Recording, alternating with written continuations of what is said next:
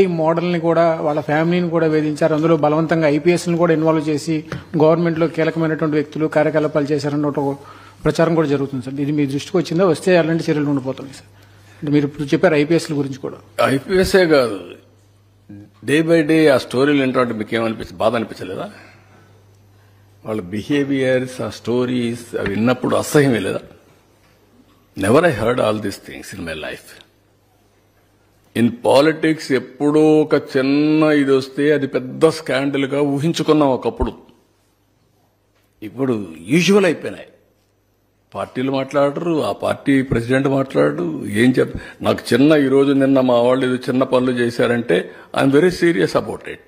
నా ఇమేజ్, నా క్రెడిబిలిటీ, మా పార్టీ విశ్వసనీయత, I'm thinking seriously. I want to talk to them very frankly. I want to guide them, or otherwise I want to be very form.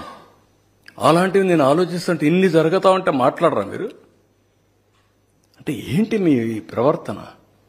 ఈ రాష్ట్రం ఏంటి? ఏంటి ప్రపంచంలో? మీరు చెప్పండి. ఇటీవల కాలంలో అపోజిషన్లో ఉంటే వాళ్ళ ఎమ్మెల్యేలు, ఎమ్మెల్సీలు, వాళ్ళ క్యారెక్టర్స్ అవన్నీ వస్తా ఉంటే are you not feeling ashamed of it? మీకు అనిపించలేదా ఇక్కడుండే లీడర్స్ మిమ్మల్ని అడుగుతున్న మీడియాని? Is it the way running political parties? మనం మోడల్సా? మనం ఆదర్శమా? ఇదే మనం నేర్పించే సమాజానికి? మొన్నటి వరకు వీళ్ళు చేసిన దౌర్భాగ్యం గంజాయి వెంటాడతా ఉంది మమ్మల్ని. ఇంకా దాన్ని ఎట్ట తీసేయాలి నేను అప్పుడే ఎలక్షన్ ముందే చెప్పాను. ఇక్కడ అన్ని సమస్యలు నేను కొట్టగలుగుతాను, కానీ గంజాయిని తీసేయడం మాత్రం టైం పడుతుంది. ఎందుకంటే ఒకసారి అడిక్ట్ అయిపోయిన తర్వాత గంజాయికి అంత ఈజీ కాదు అని చెప్పాను. ఏంటి ఆ నెట్వర్క్? ఏంటి భయంకరమైన నెట్వర్కా? ఎక్కడొస్తాడు, ఎవడు తెస్తాడు, ఎవడమ్ముతాడు, ఎవడికి తెలియదు. ఒక భయంకరమైనటువంటి నెట్వర్క్ క్రియేట్ చేసి రాష్ట్రాన్ని గంజాయి మత్తులో సుడిగుండంలో నెట్టేసే పరిస్థితికి వచ్చారు. దాన్ని చూస్తే బాధ, ఆవేదన. కానీ what can we do?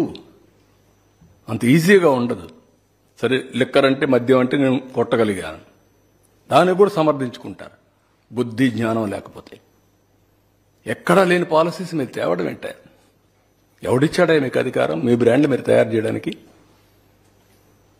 There is a national brands, there is international brands, there are companies over a decades, centuries they are in that profession. ఉండో తీసుకొస్తావు, ఏదో బ్రాండ్ పెడతావు, ఏదో చేస్తావు, కలుపుతావు.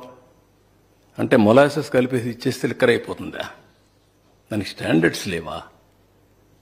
చాలా దారుణం. అంటే లెక్కలేనితనం అన్నమాట. మేము ఏమైనా చేస్తాం, అడిగితే ఎదురుదాడి చేస్తాం, పేపర్లో రాయిపిస్తాం, లేకుంటే మా సాక్షి న్యూస్లో చూపిస్తాం, మా బ్లూ మీడియా ఉంది వాళ్ళు కూడా వేస్తాం. ఏంటి మీకు వాల్యూస్ లేకపోతే ఎట్లాంటి ఇవన్నీ? ఓకే, రాజకీయాలు different. You may like my ideas, my ideology, you may not like. But there is a policy. There is some ethics. Minimum ethical standards లేకుండా రాజకీయాలు చేయడం ఏంటండి? So these are all the problems I am facing. I am inherited with pain, suffering. I am telling you. ఏంటి ఇలాంటి దౌర్భాగ్యమైన రాజకీయం ఏం చేయాల్సి వస్తుంది? ఇలాంటి వాళ్ళతో నేను పోరాడాల్సి వస్తుందని కూడా బాధ. ఇలాంటి విషయాలు మాట్లాడాల్సి వస్తుందని నామోషి. మాట్లాడకపోతే ప్రజలు అర్థం చేసుకోలేరు. ఒకప్పుడు ఉద్యమంగా చేసేవాడిని. నీరు మీరు, జన్మభూమి, శ్రమదానం, ప్రజల వద్దకు పాలన, లేకపోతే ఆకస్మిక తనిఖీలు, ఇవన్నీ నా ప్రోగ్రామ్స్. ఇప్పుడేంటి కామ పార్టీలు, ఏంటి వీళ్ళ గురించి మాట్లాడు? Can you imagine? అసహ్యం అనిపించలేదా?